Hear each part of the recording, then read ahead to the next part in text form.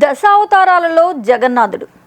విశాఖలో శ్రీ శ్రీ శ్రీ జగన్నాథ రథయాత్ర మహోత్సవాలు ఘనంగా ప్రారంభమయ్యాయి.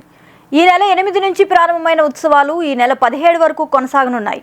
8వ తేదీన మత్స్య అవతారంలో దర్శనమిచ్చిన జగన్నాథుడు, 9వ తేదీన కూర్మ అవతారం, 10వ తేదీన వరాహ అవతారం, 11వ తేదీన నృసింహ అవతారం, 12న వామన అవతారం, 13న పరశురామ అవతారం, 14న రామావతారం, 17న కృష్ణ అవతారం, 18న శేషసాయి అవతారంలో భక్తులకు దర్శనం ఇవ్వనున్నారు.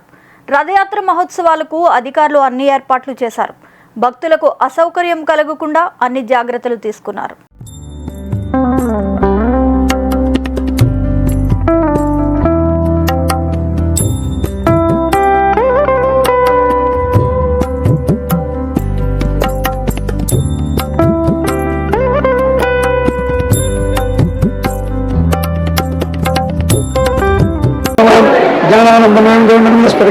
ఆధారం సర్వజ్ఞానం అయగ్రవేదాస్మే శ్రీలక్ష్మీవల్లభామర్జనం అస్మిరాచార్యపురం ఉండే గురుంబరం శ్రీగురుభ్యం విశాఖపట్నంలో వెంచేస్తున్న శ్రీ జగన్నాథ స్వామి వారి రథయాత్ర మహోత్సవం ప్రారంభం మొదటి రోజుగా దశావతారాల మత్స్యావతారాల స్వామివారు దర్శనమిస్తున్నారు.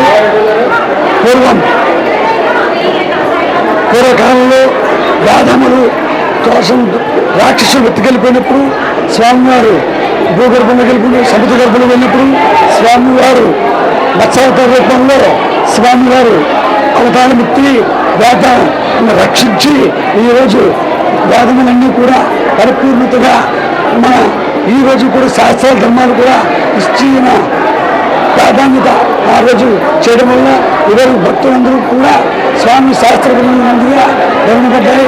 ఋగ్వేదం ఎదుర్వేద స్వామి అపరవేదంలో కావున భక్తుల ముందు కూడా వచ్చి స్వామివారు మత్స్య రూపంలో స్వామివారి దర్శనం చేసుకొని స్వామివారికి కోరికలు తీర్చుకుని స్వామివారు సంకల్పం నెరవేర్చుకోవాల్సిన భక్తులందరికీ కనిపిస్తున్నాం. జయ జగన్నాథ్, జయ జగన్నాథ్. నిరంతర సంచలన వార్తా సమాచారం కోసం వీక్షిస్తూనే ఉండండి మీమా VST news. Please subscribe our channel.